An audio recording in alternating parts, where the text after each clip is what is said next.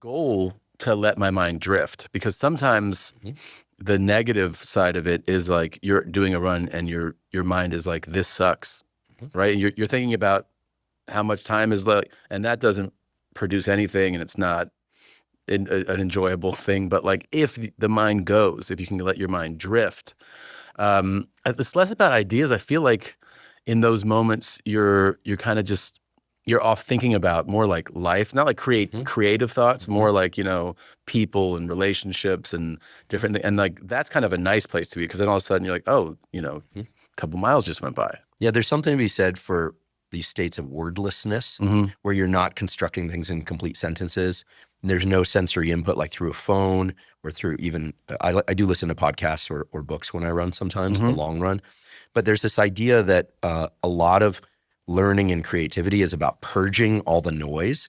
And I find that those long runs, they just I come out of them just feeling like a bunch of clutter just got cleared Yeah. more than I had some like insight during the run itself. Yeah. Incidentally, 90% of the effect of exercise on improving brain function when it comes to long, slow distance work is that it raises your level of alertness and arousal so you can do really great work afterwards. Yeah. High intensity stuff has a bunch of other effects, brain derived neurotrophic factor, et cetera. But when you see like exercise improves brain function, exercise makes you smarter, most of that is by way of the way how exercise increases your level of alertness and kind of puts you in that nice state like, oh, now I can sit down and focus. Yeah. My busiest days, like sometimes I have, a very busy day.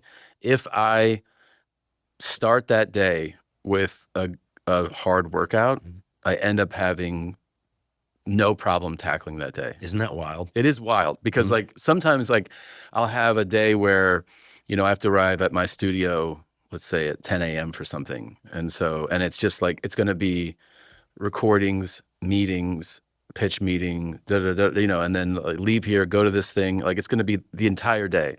And if I get myself to the gym and I get in like a good hour lift, I come in and like I'll notice everyone's like, "You look like you're in a good mood," Mhm. and I'm like, "Yeah, feel great," Yeah. and I'm ready, and then I'm ready for the day. But if I don't do that, it's a different experience. Yeah, this is one of the real hidden secrets of exercise that I'm trying to make less hidden and less Hmm. of a secret that Jocko clearly understands, but with his 4:30 a.m. wake ups Jesus and Christ. workouts Yeah. that you're describing now is that